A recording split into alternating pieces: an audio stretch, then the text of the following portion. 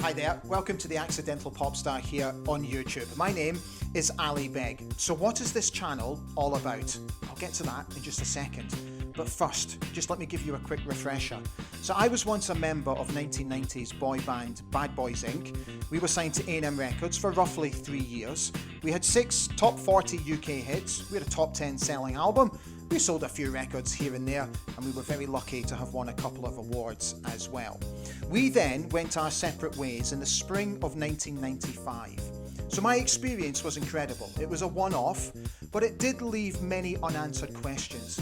So that is the idea behind the channel, to speak to those who have had similar experiences. So their level of success in regards to Bad Boys Inc. may differ hugely, but the DNA will always remain the same. So what I'm trying to do is find common ground. For this episode, I'm absolutely delighted to welcome to the Accidental Pop Star Antony Costa from Blue. Blue formed in the year 2000 and went on to become one of the biggest boy bands in the world.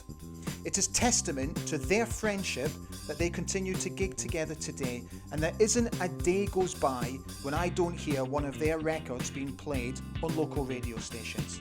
Please welcome to the Accidental Pop Star Antony Costa from Blue.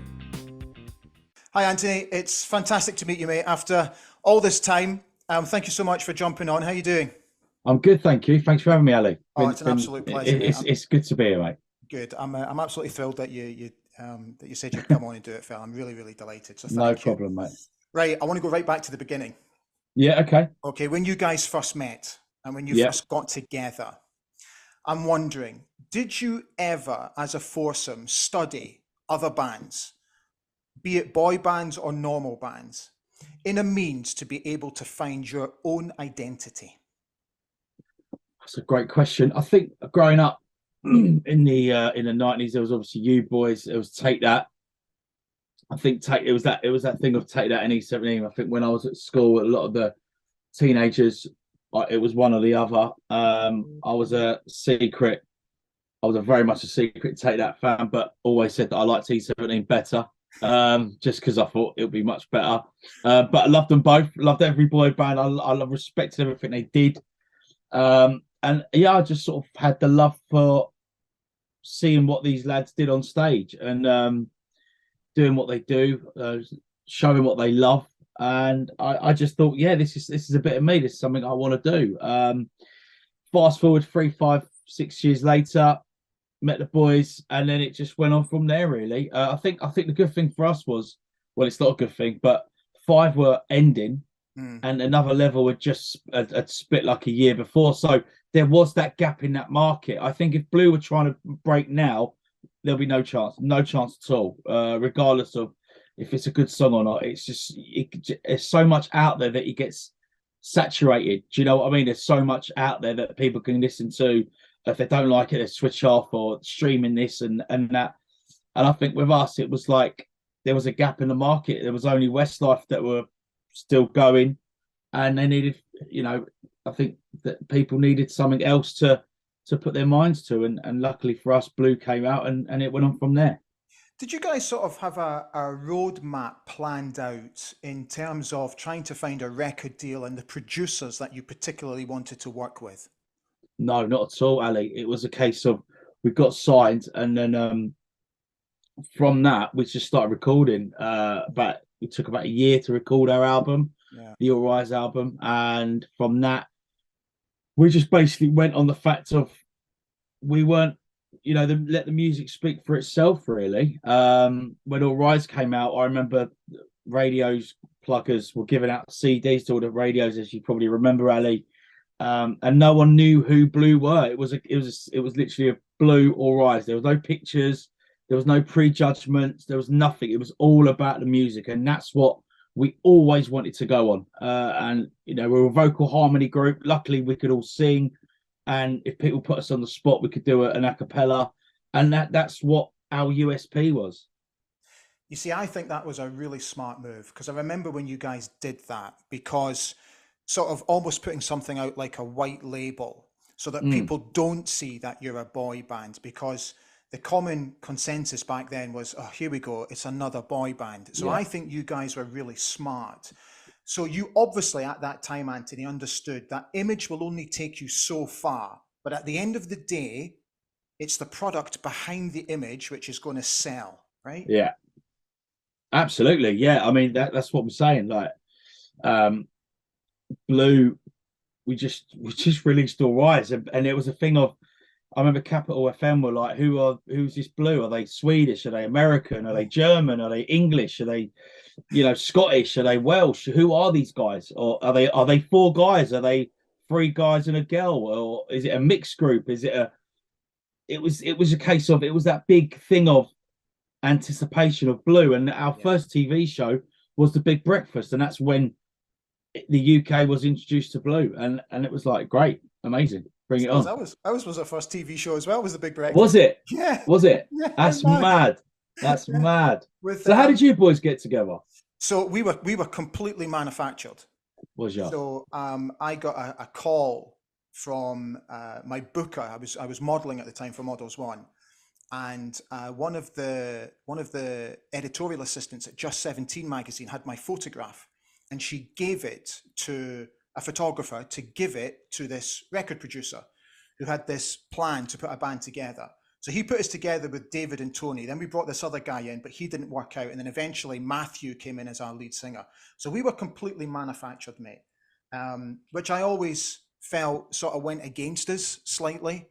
And it made us double our efforts to be able to be taken seriously. Because that was the thing, that was my biggest concern was, they're completely manufactured. Right, got you. You see, at the time, can I ask, were you living with your parents at the time, and how influential were they on you, knowing that your life was about to change? Yeah, I was living with my parents because I was 18, Ali. I was 18 when I signed the deal, and they was always supportive, never pushy, never had pushy parents. They knew what I wanted to do and just let me get on with it. Because my love first and foremost is acting. Singing, it was always a secondary for me. So I think when they sort of went, okay, so you want to do you're going to be in a band, but what are you still going to concentrate on your acting? I was like, yeah, I'm going to do that. And they didn't know how big or small Blue was going to be, so they just supported me from the day dot. And I was living with them, and it was great. I used to come home after performing at the Top of the Pops, and my mum would be like, right, your bedroom's messy, go and sort your bedroom out. You know what I mean? But that's good, though. Keeps you on your toes, mate. Mate, that's brilliant, because I'll never forget, we had it was an unbelievable day once. We had to go up to Birmingham we were basically the headline act for BRMB's Summer Road Show. Okay. 100,000 people there, man. It was absolutely insane. And then we had to drive down to London to do the Children's Royal Variety performance at the London Palladium, which was a huge deal at the time to get that gig. Wow. And then I remember the next day we got a rare day off. So my dad was coming down to do some business, and I went and picked him up from Stansted Airport, came home to where I was living at the time, just outside St Albans. And first thing he said to me was, your grass needs cutting, fella. There I was, the day before, performing in front of 100,000 people and royalty. The next day I'm cutting the grass. Cutting the grass. Yeah, man. That's what it's about, Ali. Keeps you on your toes, brother. Exactly. It was the best remedy, because it just brings you straight back down to earth. It gives you that sense of reality again, right? Yeah. Did you always want to be famous? And did you have a sort of a concept in your head what fame was about? No, I never wanted I didn't want to be famous. Of course you want to be. If you want to do something like this, you've got to accept that you're going to be famous if it works. But I think for me, it was about doing something I love. And I've been doing something I love now on and off for 23 years. And I'm still doing it now, still to this day. So anyone that can sit here and say, I still enjoy my job after all this time is amazing. The fame thing sort of comes secondary. I don't think we were prepared for it. None of us were prepared for it. You can get people talking to you till you're blue in the face, excuse the pun, like about what it's like and don't do this. But at the end of the day, we were young lads, like thinking, right, well, yeah, great, brilliant. Thanks for your advice, but I'm going to still do what I want to do. And unfortunately, that was probably our downfall, because we didn't listen. But if I was, you know, in that person's shoes now, I probably would have listened. If I was to talk to 18-year-old self, Anthony, that back then, I probably would have listened again. Do you know what I mean? Yeah. You see, you said a key word there for me, which is job. It So is a job, yeah. I remember when we signed our deal, I always went into it treating it as a job. But my biggest concern, fella, was how are we going to earn a living? And even though we got an advancement, now it was a small advancement and it wasn't enough to get us through, I started to wonder, well, how am I going to make money from this? How am I going to pay my rent? And none of that was ever explained to me. We were basically learning on the job.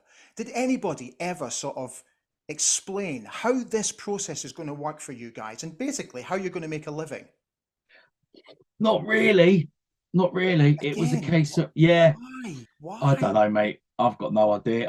Yeah, but you know, I think it's that thing of live with no regrets. But the only regret I do is the fact that I didn't listen to my old man, Yeah. because when the money was, you know, really good and it was exciting, I didn't invest in it, and that's something that I want to, you know, what I want to do now. If the money's still there, do you know what I mean? I want to Mm. invest. I want something to show my girls, my kids, like, you know, this is what daddy's done. This is, you know, if I invest into property, that's yours and that's yours. Do you know what I mean? And that's yours. And I don't want my girls, I'm not saying suffering, because I never suffered at all, but having that thing of I never had anything given to me, Yeah. basically. And it'll be nice for me to give something to my kids eventually, once they're older, and they can do what they want with it. Do you know You what I just want to mean? give them security, mate, right?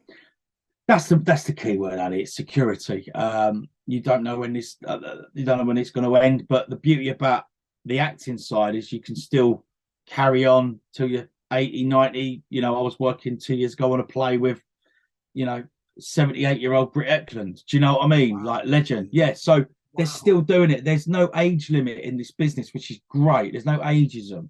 And obviously, you look at the Rolling Stones. I mean, they're still going to this day, and Yeah. that's the beauty about this business. As long as you keep your level headed, keep your head up, earn your money, you know, always say your please and thank yous, and you go far. Mm. Let's talk about a couple of these hit records when you guys first hit the ground running, because you did. You know, obviously, All Rise, fantastic record.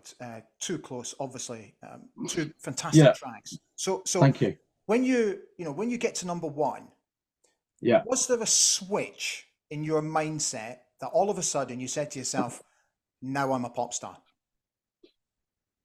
No, the only time I felt like a proper pop star, so to speak, was when All Rise was played in an episode of Only Fools and Horses.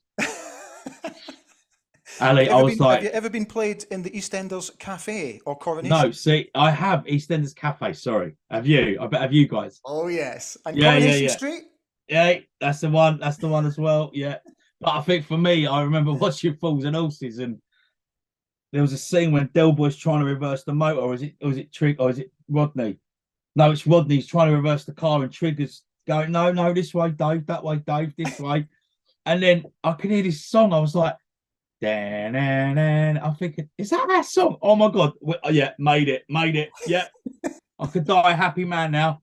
I'm in an episode of Fools and Horses. I'm all good, Ali. I'm all good. That's the real perks of fame, eh? Oh, mate, loved it, loved it.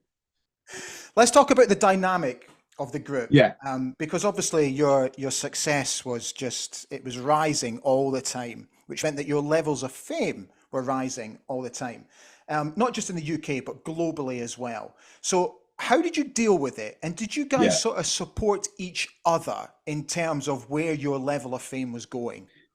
I think for us, the good thing about us, it's very different to your setup. How you boys were, we were mates. Yeah, So I knew I was 16 when I met Lee. He was 14. I was 16 when I met Duncan. He was 18, and I was the last person to meet Simon. And it just clicked. So I knew the boys inside out before we even done anything. You know, we'd been on holidays. We'd been on lads' holidays. okay, We'd been out. We'd done the lads sort of in between us thing. Do you know what I mean? Where yeah, you grow as you grow organically as mates, and that's the beauty about Blue, was the fact that we were friends. The respect was there. None of us knew the fame. We were just riding this blue wave together, and it was let's just let's just keep our heads, boys. Just keep level-headed. Don't have anyone coming into this circle of trust, and don't let anyone come in this environment we've built. But ultimately it did happen like 3-4 years later. But I didn't like it. I'm very much like a close shot. I wear my heart on my sleeve, and that was once people started coming in and saying their little bit, that's when Blue sort of called it a day in 2005. So I fast forward a lot there, but that's the premise of how Blue was. We was a tight group, man. Yeah. And then you just get hangers on. Yeah. You see, I always felt because of the way that we were put together, I had to develop relationships with David, Matthew, and Tony very quickly. Yeah. And thankfully we were able to do that. And I do think that we were able to support each other throughout. Yeah. But I also felt it was really important that, like what you said earlier, you remember your thank yous, you remember your pleases. And I always made it a sort of a mission that we always went around people and thanked them. And it didn't matter, Anthony, what level they were. They could be somebody who was a runner at a TV production company. Yeah. Or if it was somebody who was a stage manager. I always said to the lads, it's really important that we have to remember our place, because you never know, we might need these people. But I must admit, there was a time when it started to become quite tiring after a while, and it started to become quite exhausting after a while. Always having to remember your manners and all that sort of stuff. But I think it's vitally important. Were you guys always conscious of that? Always. And the thing about us is we'd pull each other up. Okay. It's important. It's a bit like being in a football team, isn't it? Yeah. If the captain leads by example, I'm not saying one of us was a captain, but if the captain leads by example, you follow. If the gaffer gives you instructions, you follow. And I think one thing about being in Blue is, again, because I was never in a band that was manufactured, so I don't know that essence of making friends on the spot. Do you know what I mean? Because the way I look at it is, would I have been friends with the Blue Boys if I weren't in a band? 90%, 99%, I probably would say yeah. Because I already knew them, so I knew what they were about. Lee was a laugh. Dunk was very serious. I was into football, so we had that connection. Dunk was, into spirituality and everything else, and so you had different connections with different people. And when people say to me, "Oh, who are you closest to?" I'm not close to anyone. I'm close to them all in different ways. Do you know what I mean? And that's the beauty. And if one of us was going out of line, me included, because we're not all perfect. If you was rude to someone by accident, or if you didn't sign someone's autograph or whatever because you're in a rush, we'd always pull each other up.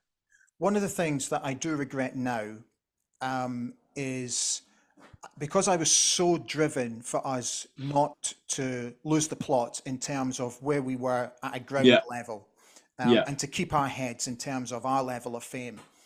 It used to irritate me if, for example, when we started to become successful, we would, you get the perks of flying business class and all that sort of stuff. Going first class on a train, whatever. And it would irritate me that the first thing the boys would do is order a glass of champagne.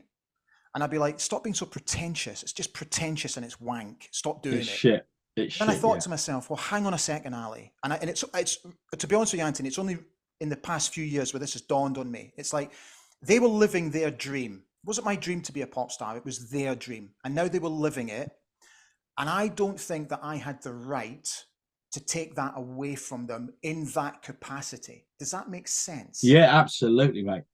Absolutely. See, my downfall was I was never a good networker. I was a good people's person, but I never networked. The other lads, their networking ability is unbelievable. I'm not. No, these are my mates, so I'm going to stick with my mates. Yeah. I still got my old schoolmates from school, and I didn't have that thing of, oh, well, that producer will be good in a couple of years' time to write. I never did that because I thought, no, I'm with Blue. Blue's my passion, and I'm going to stick with Blue. It's when people started doing their own solo stuff, that was when it hit me, and I thought, oh shit, what am I going to do now? Yeah. Do you know what I mean? Luckily, I had the acting to fall back on, so I went into that, and as I said, that took over, and that will always be my absolute passion. Okay, we'll come on to more acting later. Yeah, go, yeah. I have to ask you about Elton John. Yes, amazing. Good lad. Yeah, just tell me about that experience because I can't imagine it. So we'd finished the second album, One Love, and we were like, see, this is another thing that used to wire me up. We'd finish something and then someone would go, oh, what about this? Or, oh, I think that song needs another bit of tuning. You're like, oh, like, just get on with it now. Like, I'm bored. We've done it. It's done. It's you know, it's in the process of being into an album. And then Lee was like, oh, boys, I think we should do a cover. And we were like, oh no, look, we've done a cover and we've done a cover on the other album. We don't want to be a covers band and blah blah blah. And he went, no, I've got this idea. What about Sorry Seems to Be with Elton John? And I was like, mate, there's no way. I remember it vividly. I said, bruv, there's no way he's going to say, A, he probably don't know who we are. B, he probably won't want four lads singing his song. And C, as if he's going to do a duet. Well, I had to eat my words because like a week later, we're in the studio with him and he's like, he's banging out, he's out, you know, on the old Joanna playing Sorry Seems to Be. And you're like, holy shit, like this is amazing. And it was just a great experience. Lovely guy. Me and him spoke about football, his connections with Watford and you know, my love of Tottenham. And yeah, we just had a nice time. And he was just a really lovely guy. Was that one of the most jaw-dropping moments for you during your time with the band? Yeah, because that song went #1 in about 16 countries. Yeah. That's the only song that ever went that massive. And I think from that, we've been going to Germany, for example, week in, week out, trying to break it up and down. Yeah, they like your song, but they don't like this version, and you've got to change it to that version. And you're like, oh, mate, is this ever going to work? The minute we did Elton John, so it seems to be, it just went bang. Germany, for example, it just went massive. Were there any other jaw-dropping moments during your time that really stick vividly in your mind? I think winning a Brit in 2002. Yeah. You know, best newcomer. We got invited down there because obviously we got nominated. The record company knew we'd won, but they didn't tell us. And I remember just, you know, I think it was Trevor Nelson reading our name out. And if you ever watch it on YouTube, that reaction is pure emotion of, wow, we've done it, boys. All this hard work last sort of year and a half, 2 years, we've done it. Like, let's enjoy it. And yeah, it went from strength to strength from that. Do you have your Brit Award still? Did you get? Yeah, it's downstairs. Is it? Nice. It's yours. That's best husband ever from my wife. Mate, that's legend. That's worth more than a Brit. Commonly mistaken as a Brit Award. That's why it's there.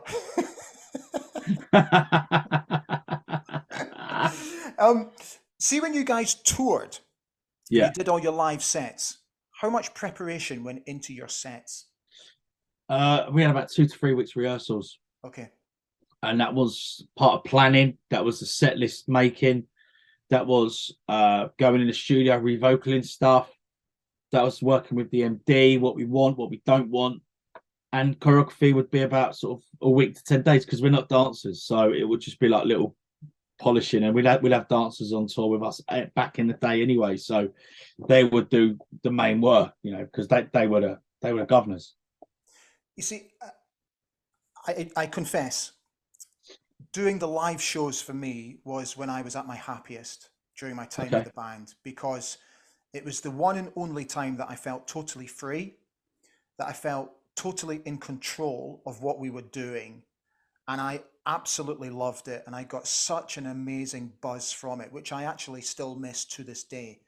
What sort of buzz did you get from performing live?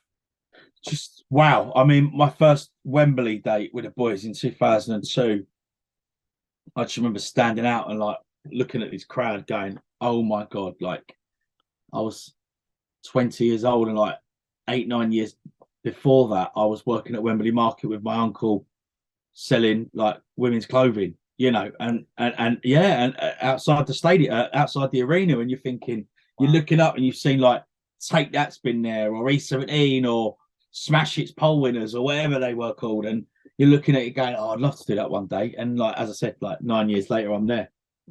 Okay, let's go back a touch because you started to talk about it. So let's carry on about it. So why did you guys decide to step away from each other in 2005? What was going on? There was a lot of people, as I said, when we started talking before, coming into the circle of trust. I always called it that because of Meet the Parents, and my love for De Niro. So I always said that. There was people just going, oh, I think you'd be better off going solo, and I've got this deal that you could do, and why don't you go and studio and start writing for yourself? And I never had that opportunity, Ali. Okay. Which is fine, it's just that's just the truth. And I was thinking, I don't enjoy it. I don't enjoy it anymore. My mates are changing. These boys that I grew up with, I've been best mates with for like 4 or 5 years, are changing. They've got their own little groups of mates, and one's going to LA, and one's working with that person, and everything else. And I remember just thinking, what am I going to do? And then that's when we sort of said, look, let's call it a day for a bit. Let's take a year out and see what happens. And a year turned to sort of 7, because we was all working on other things, and that's what my passion was. I wanted to do other things and work that, because I thought to myself, if we come back so soon after saying a year out, I don't think it'll be the same. I wanted to miss it, and towards the end, I weren't enjoying it. What were you not enjoying about it? Just random people just coming in, like, it's that hangers on, isn't it? It's just like mates of a mate of a mate, and they're like coming into like backstage, and they're going, they're sort of saying to, like, for example, oh, who are you? Are you in the band? And you're like, well, yeah, this is my dressing room, shit like that, and you're like, oh, fucking hell, I feel like a right mug. I remember once there was someone that knew one of the other lads. I'm not going to say the guy's name, but he's standing in front of the door. It's a blue dressing room, and obviously, hello, mate. I've tried to go in. The geezer's there going, what are you doing, mate? Oh, I'm just going in my dressing room. Oh, no, you can't go in there because, so-and-so's sleeping. Jesus. I went, what do you mean? He went, yeah, you can't go in there, mate. Sorry. The canteen's over there. I was like, yeah, okay, cool. I just plodded off. And I thought, the fuck's this geezer? Anyway, and it built up, and it started mucking with my head, and I was thinking, nah, man, I'm not having this. I'm not having this. And I thought, something's got to change. And if it don't change, it's going to end really badly. Okay, you see, this is it's really interesting, because this is where I think people outside of the band should be recognizing this, and they should be seeing it, Antony. And because us as the band members, we've got so much to deal with that we don't have time to concentrate on other stuff that's going on and around the periphery of the band. And I always think that's the responsibility of record company representatives, but particularly I think that's the responsibility of the managers to make sure that this closed group does not get encroached by people that shouldn't be there. Yeah. Why do you think the management did nothing about it? And I hope I'm not speaking out of turn by asking. Yeah, no, speak away, mate. The management weren't there. Why? It was because they was always in London, mate. This was when we was abroad. This happened when we were abroad. Okay. So they weren't really. They were unknown to all of it, because I mean, I could have been the person to go, oh, well, I'm not happy, but I didn't, because I thought, why cause that drama? There's no reason. We're about to go on stage. Just get the job done. Get in the car. Get to hotel. Next day, get on a plane. Go back home. And that's what we did. And then I think we all sort of looked at each other and went, yes, I think we need to take a break for a bit, which is a shame. But hey, it's what happens in life, isn't it? Yeah. You see, after you guys went your separate ways, and then you're trying to sort of make your life in different directions and different paths. Because of your level of fame, and I'll put this into context in a moment, did you feel that you needed to maintain a certain status or a certain celebrity perception, let's say? Yeah, I think you have to, don't you? It's that thing of, oh, you've got to keep yourself in the public eye, and you've got to go to that party and that party. And I was like, yeah, but did you feel pressure to do that? Not so much pressured. I remember Blue had called it a day in July 2005, and then the November of 2005, I'm going to Australia, about to do I'm a Celebrity, Get Me Out of It. So that was my turning point for me. In terms of people got to see me for me, rather than the geezer that sings All Rise and and the geezer from Blue. So my agent phoned me and said, "Look, I'm a celeb. Want to get you involved? Are you up for it?" And I was a bit umming and ahhing, because I thought, "Oh, people are not going to like me. People are going to think I'm an idiot." Then I thought I was sat with my ex missus at the time, and she went, "No, you should do it. It'd be wicked." And I did it, and then I'm glad I did. Yeah, because the perception of fame is actually so far from the truth, isn't it? Oh God, yeah, absolutely. It's like I sometimes think people just don't get it. They just don't understand it. I'll never forget once my dad introduced me as his pop star son, and I absolutely went through him because of it. Wow. I couldn't believe it. I was like, Dad, Yeah. what are you Did you get doing? embarrassed? Oh, mate, I was so embarrassed. I didn't know where to look, And it's like, if you fall into the trap, then everybody's going to fall into the trap. And Yeah. it's like, please don't fall into the trap. Mate, I want to talk to you about the pitfalls, okay? First and foremost, I was desperately sorry for you guys about, it's well documented. We don't need to go into it about what happened from the financial point of view. And it sickens me to my stomach that you guys had to go through that. Yeah. Do you think that side of the industry needs to be regulated a little bit more? 100%. 100%. It needs to be. But my point here is, mate, is that I think pop stars who were of our age, who are all of a sudden left to our own devices after we go our separate ways, there should be a duty of care, and we should be taken care of more than what we were. You see what I'm getting at? Yeah, absolutely. I think nowadays there should be that, because you've got the social media side now. You've got Instagram, Twitter, and Snapchats, and all that malarkey, and stuff that was never around when we was around. And I think there should be like I hate to say the word, there's no school of being a pop star or being in a public eye, but it should be someone, as I said, there should be someone that's been there, done it, worn the t-shirt. Like, I'd love to go into, I don't know, universities or schools, secondary schools, go, look, this is the price of fame. I've been there, worn a t-shirt, done it. Yeah. I've been on my arse. I've slept on my mate's couch because I couldn't afford to get from the West End to my actual house. I've done it. But I'm glad I did do that, Ali, because it's made me the person I am today. I everything I do is for my family. If I this is a job now. I love it, don't get me wrong, but it's fundamentally an absolute amazing job. That's it. And it upsets me. Well, don't you enjoy it? Well, yeah, of course I enjoy it, but I don't know anything else. So I put my work boots on, I put my jeans on, I put my t-shirt on, I put my jacket on, and I go on stage. Done. Yeah. You see, I'm now at a stage in my life, and I confess it took me a long time to get here, Anthony. But I now look back on my experience with nothing but a great deal of fondness and think, my God, mate, you were so lucky to have lived that type of life for 3 or 4 years, because there are so many more people out there that would give their left arm to do what you did, and you were basically plucked from obscurity and given that opportunity. So now I think back and think, wow, what an experience. I traveled the world, performed in front of hundreds of thousands of screaming fans, just, had a top 10 hit, had a top 10 album, won a couple of awards. And I'm just like, mate, that'll do for me, And I think it's important that we're comfortable in our own skins about our experience, because definitely, I think we're lucky boys, eh? Yeah, oh God, yeah, absolutely. And as I said, if Blue would have ended in 05 after what we went through, like you boys, I'd have been, still happy, still sitting here today going, yeah, I had a good time. Yeah.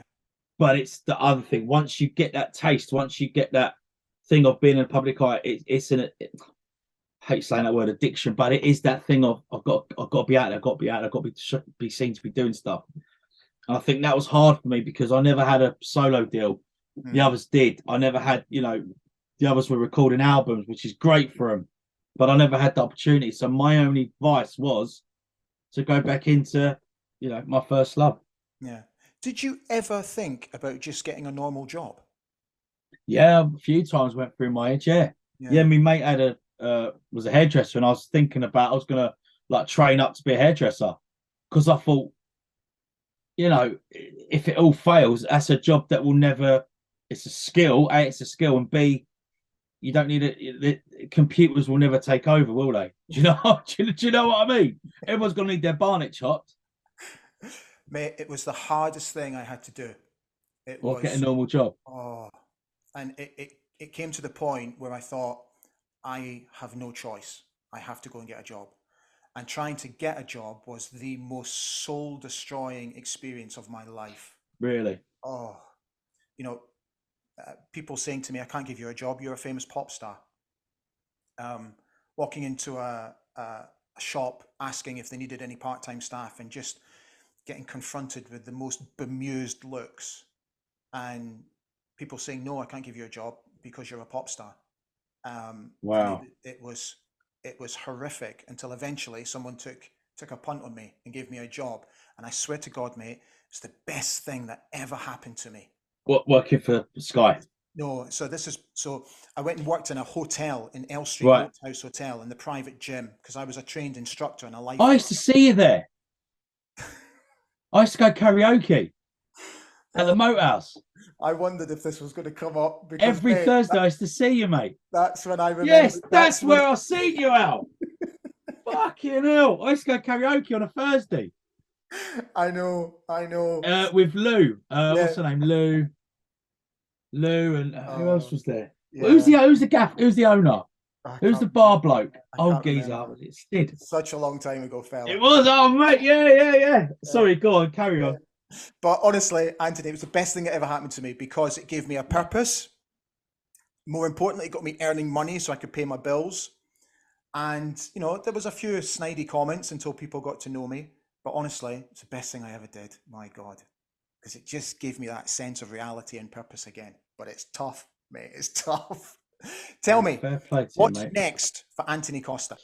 What's next for me, Ali? Got some gigs with the boys over the summer. So it's the summer season now. So we're just going to be working as much as we can, grafting over the summer. I've got a few things bubbling away, acting-wise. I've got a panto at the end of the year, which I love doing, by the way. It's a great thing to do. And then, roll on next year. So I'm busy, but I'm not manic busy. So I've got time for the family as well. Okay. I want to finish with one last question, mate. Go on, mate. What was the best thing about being in Blue? Being with your mates on stage, doing what we love doing. Just four boys, just enjoying the ride. Brilliant. Mate, it's been absolutely phenomenal. Thank you. Brilliant, Al. Thank you for coming on. Absolutely loved it. Loved talking to you. And thank you so much. No, thank you, buddy. All right, mate. Take good care of yourself. See you soon, Ali. Take care, mate. Bye-bye. Bye. My thanks to Antony Costa. If you enjoyed today's watch, I would be absolutely thrilled if you would please consider subscribing to the Accidental Popstar here on YouTube so we can build and bring you more guests going forward. That's it. We're all done for this episode of the Accidental Popstar. I really hope you enjoyed the watch, and I'll see you again very soon for a brand new edition of the Accidental Popstar. Bye for now.